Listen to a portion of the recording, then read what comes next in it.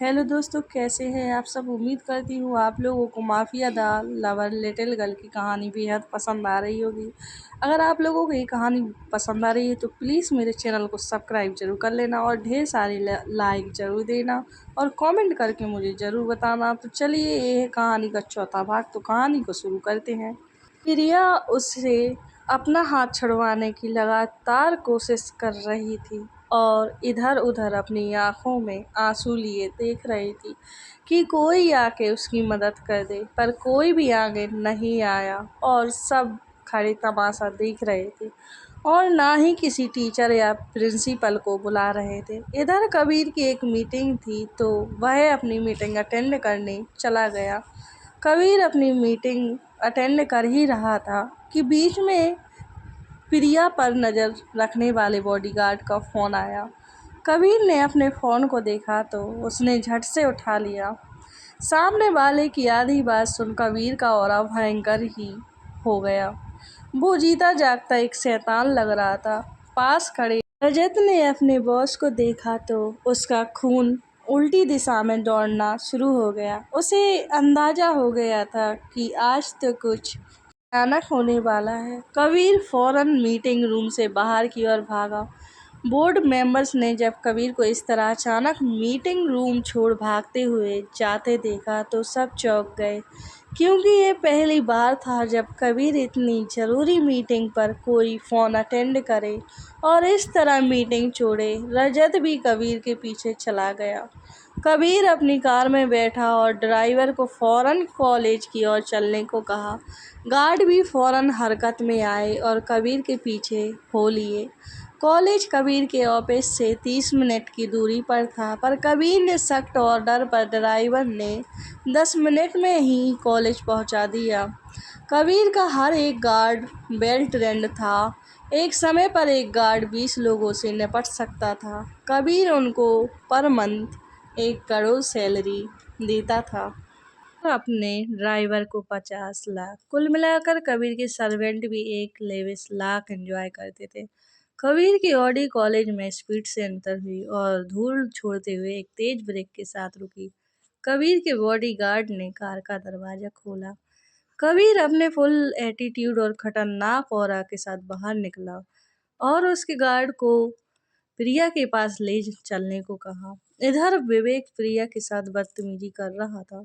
उसने का हाथ अभी तक पकड़े रखा था, जिसे उसके गोरे और नाजुक हाथ पर विवेक की उंगलियों के निशान की छाप पड़कर नीले रंग में बदल गया।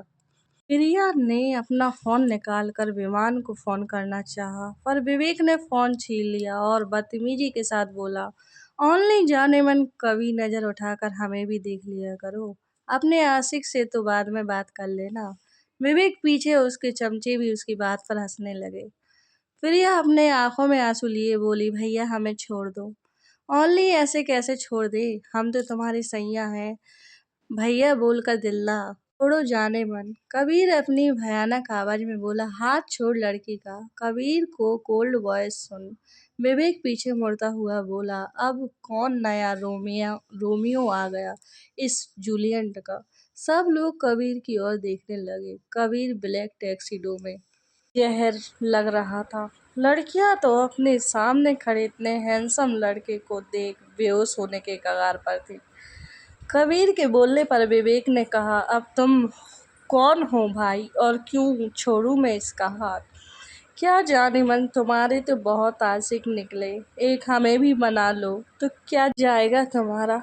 कबीर की नीली आंखें अब गुस्से से लाल हो अंगारे बरसा रही थी।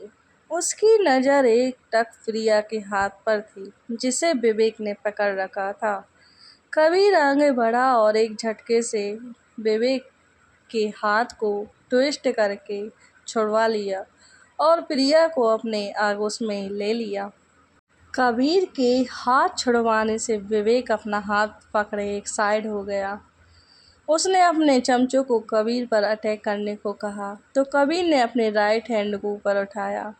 गार्ड से इशारा मिलते ही विवेक और उसके चमचों को एक एक कर निढल कर दिया। विवेक और उसके चमचे जान बचा के वहां से निकल गए। प्रिया ये सब देख कबीर को कसकर पकड़ लेती है। उसे इन मारपीट खून खराबों से बेहद डर लगता था कि कबीर की वो बाहों में सिसक रही थी। कबीर ने उसका सिसकना सुना तो उसे अपनी बाहों में उठा लिया। एकदम कबीर के उठाने से प्रिया चौंक गई और वो उसकी बाहों से निकलने की कोशिश करने लगी, लेकिन कबीर ने अपनी लाल आंखों से घूरा तो वो शांत हो गई और अपने आसपास देखा तो सब उसे ही देख रहे थे। शर्म से उसने अपने चेहरे को कबीर के सीने में छुपा लिया। कबीर को कोई फर्क नहीं पड़ रहा था कि उसके आसपास कौन है। प्रिया को उठाए वो गैलरी से निकलने लगा। जब प्रिंसिपल को कबीर के आने के बारे में पता चला तो वे दौड़ते हुए कबीर के पास आए और कबीर को प्रिया को बाहों में उठाए देखा तो पूछा, सर आप यहाँ, क्या कोई प्रॉब्लम है तो मुझे बताएं। कबीर ने रजत की तरफ इशारा किया और वहाँ से निकल गया। कबीर प्रिया को लिए अपनी कार ऑडी में बैठ गया। गाड़ी में बैठते ही कबीर से दूर खिसक कर बैठ गई। कबीर को प्रिया का यूं बार बार खुद से दूर जाना बर्दाश्त नहीं हो रहा था। उसने खींचकर प्रिया को अपनी गोद में बिठा लिया। कबीर के इस तरह खींचने से प्रिया के हाथ में दर्द उठा और उसके मुंह से एक दर्द भरी सिसक निकल गई। कबीर ने ध्यान दिया कि प्रिया के हाथ में चोट है और चोट का कारण वो कमीना विवेक है। सोचकर उसका खून खौल उठा। उसे बर्दाश्त नहीं हो रहा था कि उसकी डॉल को कोई भी छुए। यहाँ तो किसी ने उसकी नाजुक सी गुड़िया को चोट पहुँचा दिया है। कबीर को उस विवेक पर बेहद गुस्सा आ रहा था, पर उसने अपने गुस्से को कंट्रोल किया और प्रिया का हाथ प्यार से पकड़कर कहा, सॉरी बच्चा, मैंने तुम्हारी चोट पर ध्यान नहीं दिया। कबीर ने गाड़ी में से फर्स्ट एड किट निकाली और प्रिया के हाथ पर अपॉइंटमेंट लगाने लगा। दवाई से प्रिया का हाथ जलने लगा और दर्द के कारण उसकी प्यारी प्यारी आंखों से आंसू निकलने लगे और वो सिसकने लगी। प्रिया को रोते देख कबीर ने प्यार से पूछा, क्या हुआ, तुम रो क्यों रही हो? तो प्रिया ने सिसकते हुए कहा, हमें दर्द हो रहा है। कबीर ने फिर ध्यान से उसके हाथ पर फूंक मारकर दवाई लगाने लगा। आगे बैठा ड्राइवर तो सदमे में था कि उसका बॉस, जिसे लड़कियों से एलर्जी होती है, आज उसने एक लड़की को अपनी गोद में बिठाकर उसकी सेवा कर रहा है। इधर कबीर ने प्रिया को प्यार से उसके चेहरे को अपने दोनों हाथों से पकड़ा और उसकी आंखों से बहती मोटे मोटे आंसुओं को अपने होठों से पी गया। कबीर के ऐसा करने से प्रिया के गोरे गाल शर्म से गुलाबी हो गए। प्रिया को शर्माते देख कबीर को वो बहुत क्यूट लगी। उसने उसके एक गाल को अपने होठों से चूम लिया। कबीर के ऐसा करने से प्रिया कसमसाई और बोली, चुभता है। कबीर की शेविंग प्रिया को हल्की चुभ रही थी। कबीर ने एक बार फिर उसके दूसरे गाल को भी लॉलीपॉप की तरह चूस लिया और बोला, अब इसकी आदत डाल लो। प्रिया ने कहा, आप तो मुझसे गुस्सा होना, तो आप ऐसा क्यों कर रहे हो? प्रिया का सवाल सुन कबीर ने कहा, हाँ वो तो मैं अभी भी हूँ। मैंने तो तुम्हें कहा था ना कि मेरे साथ कॉलेज जाना, तो तुम क्यों नहीं आई बोलो? प्रिया ने कहा, हम भूल गए थे। आप हमें कल रात वाली पनिशमेंट मत देना ना। कबीर ने पूछा, कौन सी कल रात वाली पनिशमेंट? कबीर ने भी अनजान बनते हुए पूछा, ओनली वो वाली ना। कल आपने अपने होठों की तरफ इशारा करते हुए कहा, कल आपने हमारे ऑटो को काट लिया था ना, वो वाली। कबीर ने कहा, पर मैंने तो तुम्हें किस किया था, तो वो पनिशमेंट कहाँ हुई? प्रिया ने कहा, क्या वो किस थी? पर ऐसे कौन किस करता है? किस तो गाल पे होती है ना। कबीर प्रिया की मासूमियत में खो गया था। उसे प्रिया की मासूमियत पे बेहद प्यार आ रहा था। प्रिया ने आगे कहा, ऐसे किस तो हमें कभी डैडी और दादी ने भी नहीं की। वो तो सिर्फ गाल पर और सर पर ही करते हैं। अब कबीर को समझ नहीं आ रहा था कि वो क्या जवाब दे उसे। अब खुद पर हंसी आ रही थी कि उसको भी एक बच्ची ही पसंद आनी थी। कबीर ने कहा, वो एक पनिशमेंट था जो सिर्फ मैं दूंगा और कोई नहीं, समझी? पर ऐसी पनिशमेंट क्यों? हमें अजीब लगता है। कबीर ने उसकी कमर को कसकर पकड़ते हुए कहा, क्या तुम्हें मेरा छूना पसंद नहीं? कबीर ने इस बार थोड़े गुस्से में कहा। प्रिया ने डरते हुए कहा, ऐसा नहीं है, पर हमें ये अजीब लगता है। आप पनिशमेंट में हमें अपने कोई भी काम करने को बोल दो, हम कर लेंगे। कबीर ने कहा, ठीक है, तो तुम रोज रात को डिनर के बाद मुझे कॉफ़ी बनाकर दोगी और रोज मेरे साथ कॉलेज जाओगी। प्रिया ने बेमन से कहा, ठीक है, आप जो बोलेंगे हम वैसा ही करेंगे। अब तक कबीर का ऑफिस भी आ गया था। कबीर नीचे उतरा और प्रिया को भी उतारा। प्रिया ने कहा, मुझे घर जाना है। तो कबीर ने कहा, हम बाद में साथ में घर जाएंगे। तुम मेरे साथ ऑफिस चलो, और तुमने कहा था कि मैं जो बोलूँगा वो तुम करोगी। प्रिया ने कहा, हाँ, पर इसके आगे वो कुछ बोलती, कबीर ने उसके होठों पर अपनी एक उंगली रख दी और बोला, चुप और मेरे पीछे आओ, वरना मैं तुम्हें वो वाली पनिशमेंट दूंगा। कबीर ने प्रिया के होठों पर उंगली फेरते हुए बोला। प्रिया ने भी डर से जल्दी जल्दी सिर हिला दिया। तो कबीर ने अपने मन में कहा, ये पनिशमेंट तो अब तुम्हें मुझसे रोज मिलेगी डॉल। और मन ही मन मुस्कुरा उठा। कबीर जब ऑफिस के अंदर एंटर हुआ तो सारी लड़कियां कबीर को देखने लगी और लड़के प्रिया को। लड़कियां तो प्रिया की खूबसूरती देख एक पल के लिए हैरान थी और जलन से राख हुए जा रही थी। कबीर ने जब देखा कि सारे लड़के की नज़र प्रिया को किस नज़र से देख रहे हैं, तो उसने प्रिया को उसकी कमर से कसकर पकड़ लिया से वो बता सके कि प्रिया सिर्फ उसकी है। कबीर ने घूरकर सबकी ओर देखा तो सबने अपनी नज़रें नीचे कर ली। कबीर पीहू को लेकर अपने केबिन में आ गया। प्रिया तो ऑफिस को देखने में मस्त थी। उसे कोई होश नहीं था कि उसके आसपास क्या हो रहा है। पीहू ने कबीर से कहा, आपका ऑफिस कितना बड़ा है और कितना खूबसूरत भी। प्रिया को अपने में ही मस्त बोले जा रही थी। कबीर ने पीहू को कमर से पकड़कर अपनी करीब खींच लिया। एकदम से कबीर के खींचने से प्रिया सीधे कबीर के चौड़े सीने से जा लगी। प्रिया ने अपनी नाक पकड़ते हुए कहा, आपका सीना है या लोहा, मेरी नाक तोड़ दी। पीहू ने अपनी नाक को सहलाते हुए कहा। कबीर ने कहा, लाओ मुझे बताओ, मैं ठीक करता हूँ। कबीर ने प्रिया की छोटी सी नाक देखी जो लाल हो गई थी। उसने प्यार से प्रिया की नाक को चूम लिया और बोला, अब ठीक हो जाएगी। पीहू ने कहा, अब बार बार हमें किस क्यों करते हो। कबीर ने कहा, मैं कहाँ करता हूँ, वो तो तुम्हें लगी थी तो मैंने ठीक करने के लिए किस किया था। प्रिया ने कहा, ऐसे भला किस करने से कैसे ठीक होगी, वो तो डॉक्टर अंकल करेंगे ना।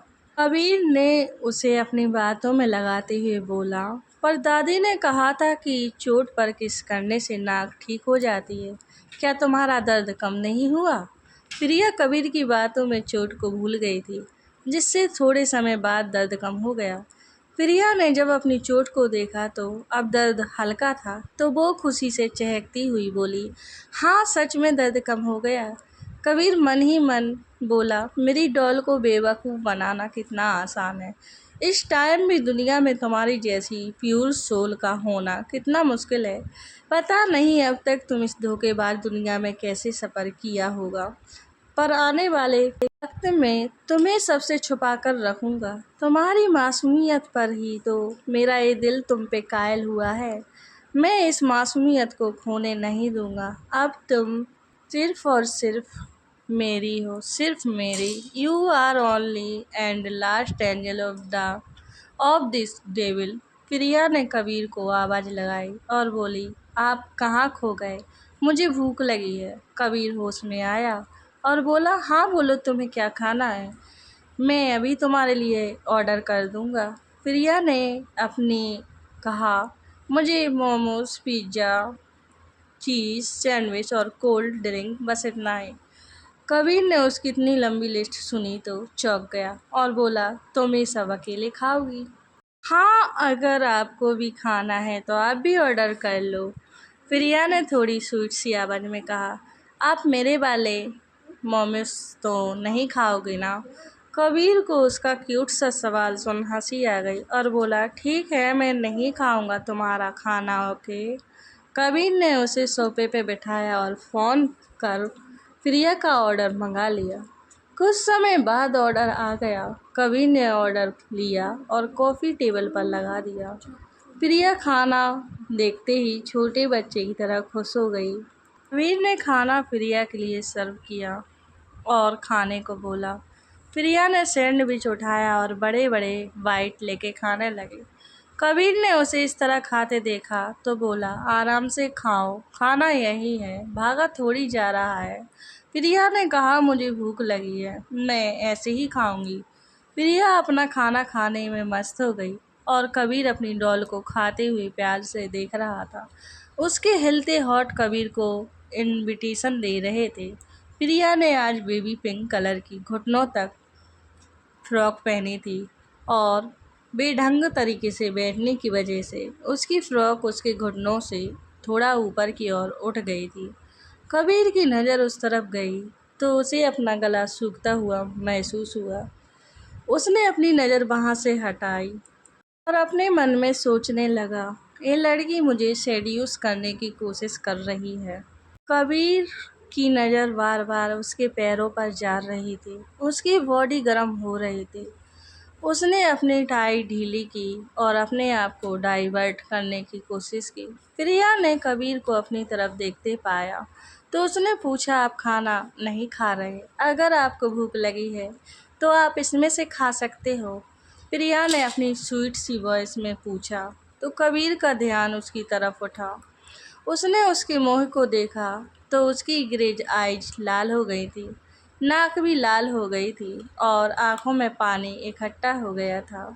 कबीर ने ये देखा तो घबरा गया और पूछा, बच्चा क्या हुआ? तुम्हारा चेहरा इतना लाल क्यों है? प्रिया के हाथ में मोमोज था। उसने कहा, कुछ नहीं, ये तो मोमोज तीखा है ना, इसलिए। कबीर ने गुस्सा करते हुए कहा, जब इतनी मिर्ची लग रही है तो क्यों खा रही हो?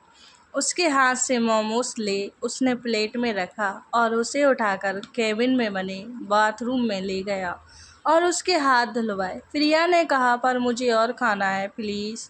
कबीर ने डांटते हुए कहा, चुप, एकदम चुप, आज के बाद तुम्हें बकवास चीज़ें बिल्कुल नहीं खाओगी। कबीर के डांटने से प्रिया डर गई और चुपचाप हाथ धो और सोफे पर बैठ गई। उसका मुंह अब भी जल रहा था। कबीर ने पियून को बुलाकर वो सब साफ करवाया और एक चॉकलेट लाने को कहा। पियून एक महंगी सिल्क कबीर को पकड़ा के चला गया। कबीर ने वो सिल्क प्रिया को दे दी और बोला, इसे खा लो, इससे जलन कम होगी।